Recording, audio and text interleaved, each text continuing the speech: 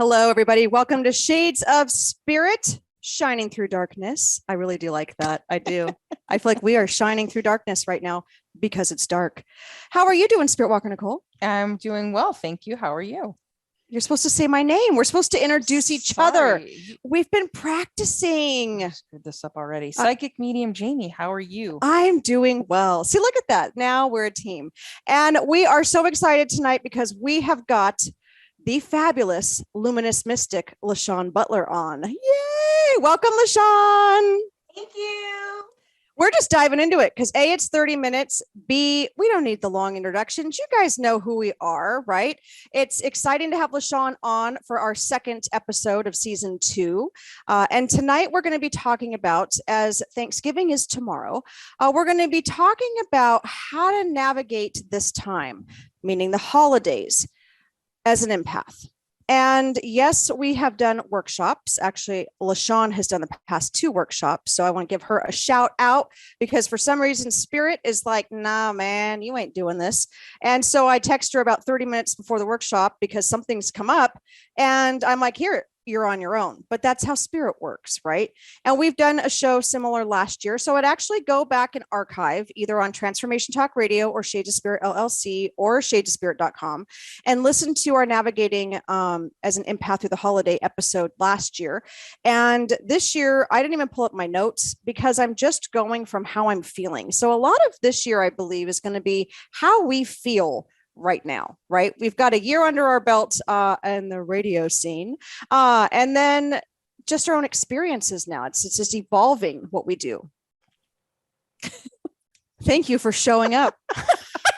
As an empath, she has shut down. That is a sign of being an empath, is when you shut down in large crowds, yet it's the 2 of us in this room. No, it's just because if you think about it, like all that we have been through, and when you say like, okay, Thanksgiving's tomorrow, it kind of, like, I know that in my mind, like I own a calendar and I have a sense of time. But when you say it, I'm like, oh no, because it's just as much as and I'm not even doing a majority of the work like you're the one, doing the cooking and I just kind of show up, but it's still, even for those that aren't really like carrying the weight of the holidays, so to speak, it's a lot just to be around in a good way, but it's also overwhelming a little bit. I like that because I am doing all of the work and she just, no, I'm just kidding. She does not just show up. But no, I mean, it is. And that's where the reality sets in for a lot of people, is that you either are showing up, right? Now you're bringing your side dishes, or if you're a significant other, you're there to help support, I hope. I have known couples to where, they, one or the other does all the work and the other one just kind of shows up when it's time to eat, right? It becomes a lot of pressure. Did you guys know, and I'm getting this off of numerous things that I've kind of looked up and researched, and therapists that I know that I've talked to, that people who are relapsing and rehab happens right around this time. It can go up to about 60%. Ooh, yeah. That's not a good statistic. Right around the holidays that are relapsing. And that is because, right, it's overwhelming, or you fall back into the same patterns, or you're surrounded by your trigger points. Oh yeah. I think that's the biggest right there. Yeah. So, you have, let's say you are, sober for almost a year, right? And all of a sudden you already know, all right, well, Aunt Mary loves to sip the juice. And that's kind of that trigger point for you. And sometimes what happens is that we either go within, we don't go, right? So now we've sucked all our energy in, or we go and we find that we just become, and back in that loop. We're back in that cycle. Well, when you don't go, it's a feeling of isolation too, because that the family, friends, whatever, are all gathered and you're not there, and it's then you have guilt or loneliness or whatever, and then the other side of the coin is you do go, and then it's like a tidal wave.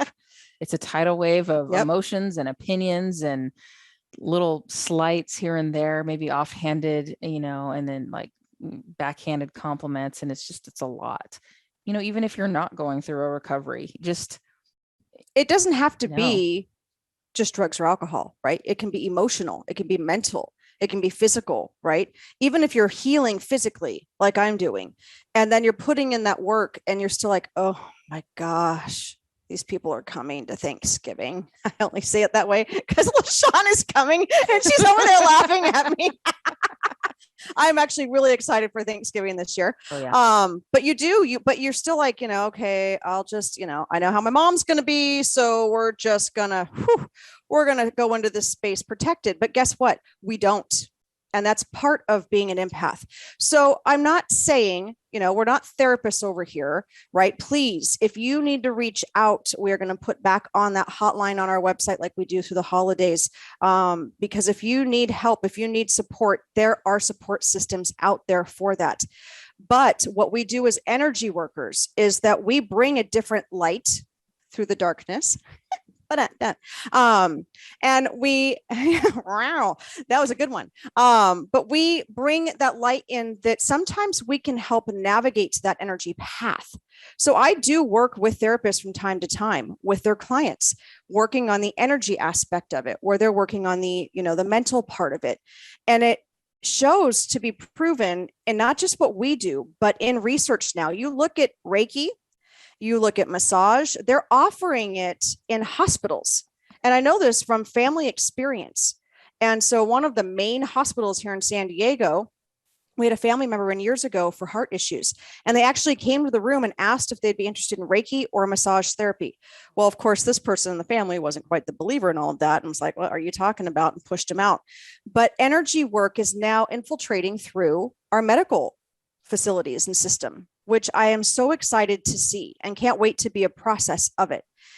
And so it's safe to say, in my opinion, as an energy worker, and I know LaShawn's going to be able to talk more on this here in a second, and Spirit Walker Nicole, for what we do, is that sometimes we can actually help prevent that energy drain by being aware of what is sucking us dry. Yeah, and it starts now. No, we're not doing our opening. No, Shades of Spirit starts now. No, but really, we have it in our mind. Okay, Thanksgiving, I'm going to get up at this time and I'm going to do this. And I'm going to, if somebody says this, but then we completely self-destruct because then we oversleep.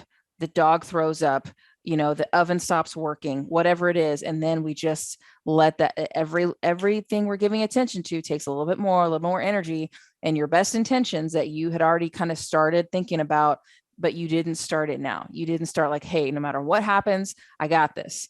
If, you don't have to give every scenario, but just, you can determine how much energy you're going to give, if the kid doesn't want to wear that outfit to Thanksgiving, okay, you know what I mean? But you already have a plan in mind for that. And you're not going to get pissed off level 10. You're going to keep it around a 4. That's what we're talking about. And that right there was my next point. Now, I don't know if you're aware that the lights are freaking out right now for no reason. I know you guys can't see Spirit Walker Nicole, so you guys are like, she's flipping the switch. She really isn't. This is bizarre. Anywho, that was my next point too, was that as someone who is kind of in charge of Thanksgiving, and I'll let LaShawn speak on this next because she was in charge of Thanksgiving last year. She gets to just come hang out this year. We put a lot of pressure on ourselves, but I don't put up my boundaries, right? Because I do wake up. I woke up late, or I wanted to sleep an extra 20 minutes, or I stayed up late the night before prepping for stuff, right? So now I'm already in the, oh crap mode. And so I'm racing around getting stuff done. Yeah. Timmy, that's not my son's name. He would probably kill me if that's what no offense to anybody named Tim. But no, hey, come over here and do this. And so my kids are freaking out, right? Because I'm over here on high alert. And then my mom shows up and my aunt's like, anybody want champagne? At that point, I'm like, cheers, here we go. And 2 glasses in and my anxiety kicks in. And I've realized I never shielded my energy from all of this. So I'm going about it in a different way this year. So LaShawn, last year you hosted, and my aunt has to say she loved your story of how you were trying to make a turkey according to something you watched on TV. and the story around it, which she thought was fantastic. But even for your small little group, it doesn't matter. There's just pressure on us. And even if it is your sister, or your mom, or whoever's showing up, whew, we need to take a deep breath. And we have to do this a few times. Usually it's Thanksgiving and then Christmas or whatever you celebrate on that side of it. Sometimes it's even New Year's. Maybe you guys are going to go on a family trip or they're even staying with you. Whew, that's a whole nother thing. LaShawn, you're going to pack 2.5 hours into 10 minutes. But no, like, what are some of the things in your workshops that you have actually been evolving now the past couple times that's going to help people out for the holiday season? So what I have done is we identify exactly what an empath is. And we separate what empath is versus having empathy, because empath comes from the word empathy. But so we separate that and get a clear understanding as to what that is. And then we take the word empath and we identify what hypersensitivity, sensitive person is, because truth be told, all empaths are hypersensitive people. Having to, times have you been told, oh, you're just so sensitive. But all hypersensitive people are not empaths. Okay, so we talk about that and we give real definitions and example as to what those are so that people can have a very clear understanding. Because when I didn't know what an empath was and I was taking different courses and stuff, I always left out not having a clear understanding exactly what it was. And so that became a problem for me because I would find myself still, frustrated, overwhelmed when I go out into public places, not even just public places, but even within my own home, because I didn't know how to deal with it. And so within the course, we talk about that. We talk about different ways to be able to shield yourself, to set up boundaries, because boundaries is very, very important. And I give my class a little assignment for it. Just try it for a week. Because being an empath, we have to know what our needs is and what our wants is, just for the simple fact, because as an empath, we just kind of think, at least I'll speak for myself. I kind of thought that people knew what I needed and what I wanted. When the truth was that wasn't the case. Because I had empathy for people. I would have all these feelings and everything was always about them. I never got it back, and so, we just talk about that. We talk about how to navigate in the crowds. We talk about energy vampires. Okay, so that's the one right there, right? Yeah. So, maybe you are going to someone's house and there's, 10, 15 people. That could be a crowd to you. But the energy vampires. So you're sitting around that dining room table. You got everybody around there, right? Everybody knows I'm constantly on that, cutting off that energy cord and tie. So you still have to show up to the holidays with family and friends, but you're no longer energetically tied to them. But still, what is an energy vampire that these people talk about, right? Are they really sucking your blood? And how do we shield ourselves? Because it has to be done before we actually get there.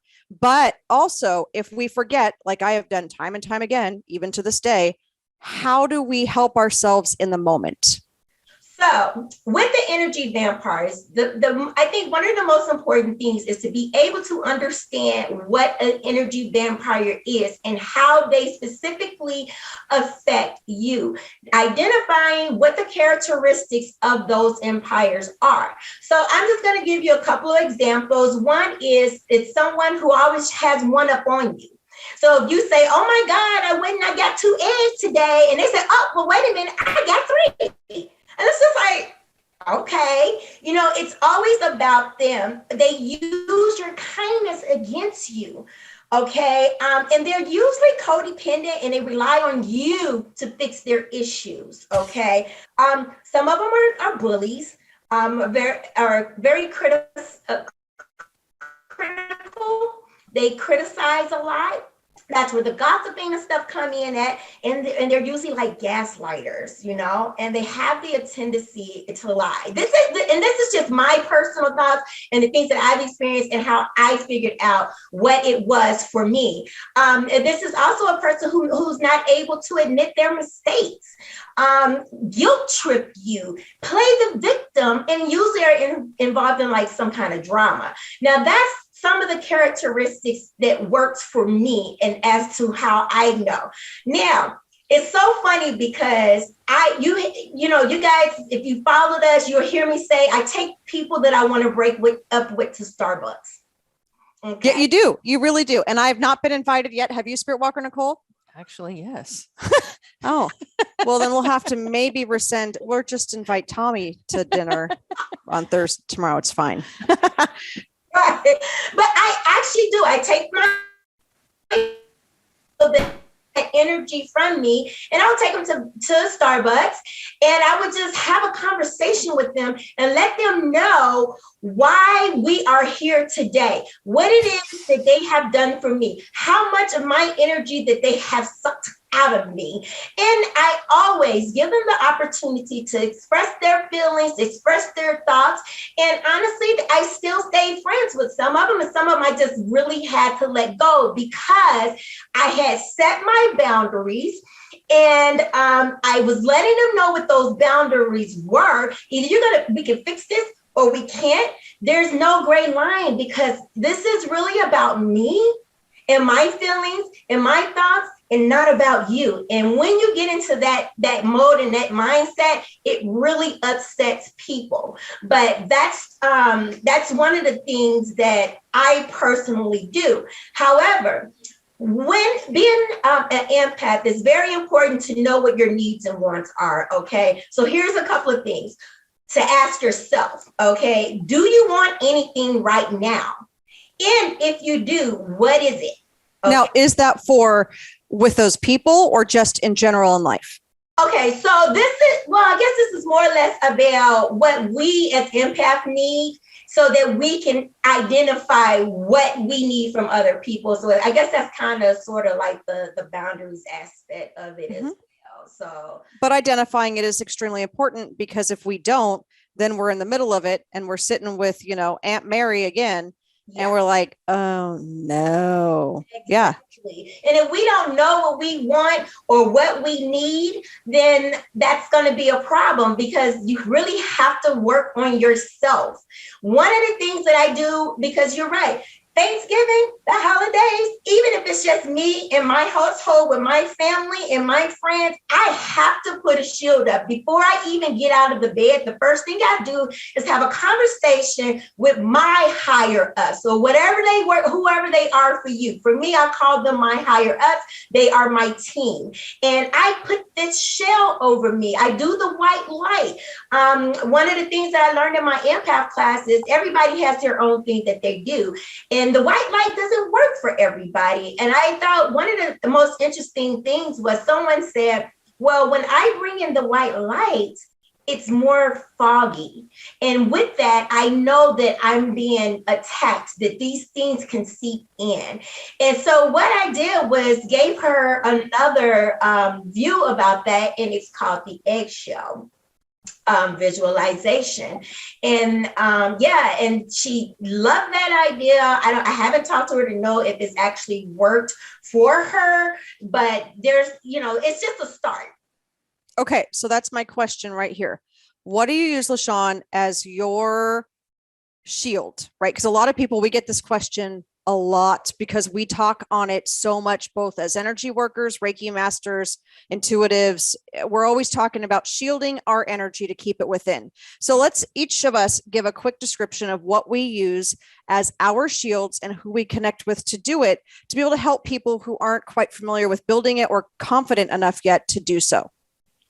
You want me to go first? You go first. Okay, so I use the white light and I use Archangel Michael because Archangel Michael is the great defender. He is the great protector. And for me, I use him a lot because I need that. I need the defense. I need the protection. I need the protection of my heart and anything else. And so for me, I do spread that white light. I do it as a bubble. Okay. And I ask that I am protected, my home is protected, or wherever I'm at. Because honestly, Jamie, even when we go and we do events and we're at different places, I put that over everybody that is there, over that entire space. And so that is my main thing that I use is I put myself into this bubble and Archangel Michael. Love it. Spirit Walker Nicole. Well, I too use Archangel Michael. I don't really use the bubble method for me. I just kind of call him in and I just ask him to basically walk with me, be by my side. For me, that works.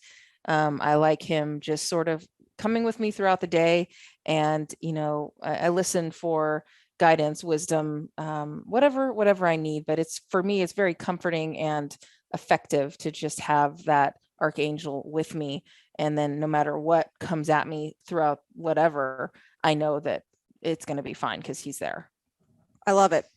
Now I use Archangel Michael actually for more of clearing at the end. So for me, I connect with my spirit team. I go directly to my first angel. It's kind of what I call her. I identify with her as a female, right? Because angels don't necessarily have a male or identity, but her vibration is higher for me. She was the first one that came in for me. And so anything that I do, she's the one I go to. And so I have many shields that I put up depending on what I'm doing. So if it's going to be readings or like tonight or connections or Reiki, I want to be able to see through my shield and put my energy out to feel the energy of the space and the people and the spirit. But I always put the caveat in is that I will not allow them to take my energy, nor will I take theirs. So it is that like permeable, right? Shield. If I go somewhere where there are large crowds as an empath, which is anywhere that has more than 2 people nowadays. Actually, I didn't realize like LaShawn, it started directly after high school. I couldn't go to concerts. I couldn't do any of these big things. Amusement parks, it was hard to get through. I was so emotionally and physically drained. I put a lotus flower shield and I actually asked my angels to put me in the middle of it. I asked my main angel to put the leaf petals up. And then I have an angel that I work with that's next in command, if you will, and that's my energy regulation.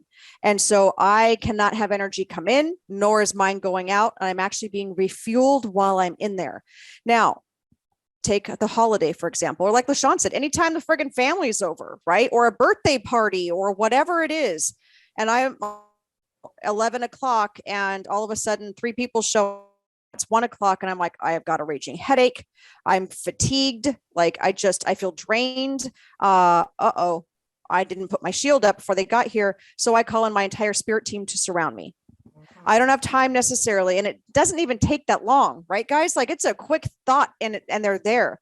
But I like to have that connection. But if I find myself in trouble, or if I go to the movies and I'm having a good time and all of a sudden I can feel that energy encroaching upon me, I just say, all right, team, surround me, clear that energy off until I can get out of here. And then I use Archangel Michael to clear, cut, and cancel anything not around me. And that works. Right, LaShawn? Yeah, it's you tailor it to whatever works for you. There is no right and there's no wrong. I don't believe. You just have to figure out what works, whether it's research and finding out what resonates with you. I just feel like our team, the angels, are so underutilized.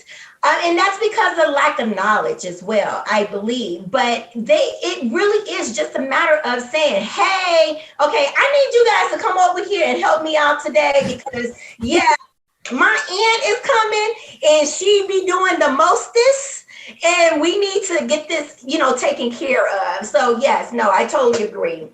All right. I think that's the biggest part. Now we cannot fit LaShawn's entire 2.5-hour class or my class or the last hour segment into one segment. So as we were sitting here, LaShawn, my spirit team said, we're going to do a shortened version through Zoom. So if you guys like what you've heard so far and you want to get through this week, LaShawn and I will get together and we will put together a date that it will be through Zoom. It won't be, I want to say our classes are not expensive by any means, but it'll be the shortened version to be able to come in, ask your questions, learn some more so that we can continue this conversation. Now, we've only got 3 minutes left. So I want each of us to just give kind of a closing remark on being an empath during any time of year, but especially right now. What would your advice be? Though all of you, of course, have asked, I'm sure. But what would you suggest? What would be your main tip, LaShawn, out of everything you've taught to be able to really navigate through this time? I would just say to whatever works for you, just do it, whether it's to put up a shield, talk to your guides. I would say, when there's negative around or negative conversations, be that person to do something positive and say something positive, because honestly, people don't like that and it shuts a lot of people down. So be that person to turn that situation around. Be that light. Love it. All right. And how do they find you, LaShawn? Where can they find you? You can find me on Facebook at Luminous Path with Love. You can also find me on Instagram at Luminous Path with Love, as well as Etsy Luminous Path with Love. I love it.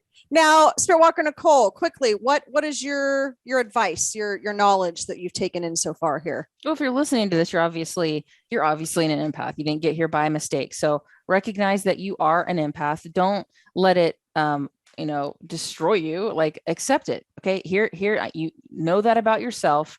Don't use it as an excuse, but you don't have to be dramatic about it. Like, there are tools in place that you can, just like we've been talking about, shielding yourself, protecting yourself, and get ready and just embrace it, if instead of just using it, as an excuse for not wanting to deal or anything like that. You can use your shield. You have your angels. So come like find a happy medium and be together with it, and then use your powers for good, right? Don't let them overtake you.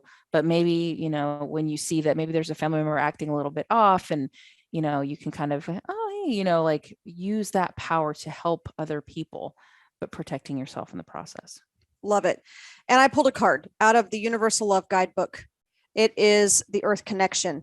So this is talking to us about drawing Mother Earth into us. So when you find yourself starting to lose ground, go outside, step on Mother Earth, allow her to come in. You're going to use her and her energy of healing, nurturing, and restoration, right? So take a breath, take a walk, take a break, and then come back positive, full of life, full of empowerment, because this is all about you. You guys join us. We have our Facebook Live coming up this coming Monday, 5 or 6:30 p.m. LaShawn and I will be doing readings and selling our fabulous energy bracelets for LaShawn and her fun stuff and my candles. Then we have December 4th, a couple more spots open. You can go to our Facebook page, Shades of Spirit LLC, for the Release 2021 workshop, where you get a 20-minute chair massage, 20-minute Reiki session with LaShawn, and a 20-minute intuitive reading. And then December 11th, we are almost sold out of our Sacred Circle. All right, you guys, we got to go. Thank you, LaShawn, for joining us. Have a great holiday, and we will see you guys in a couple of weeks. Bye. Happy Thanksgiving. You've been listening to Shades of Spirit with me, Jamie. And me, Spirit Walker Nicole. Tune in next time on TransformationTalkRadio.com as we connect you with your crossed over loved ones, angels, and guides. And for more information and to book your own private experience, go to shadesofspirit.com. That's shadesofspirit.com.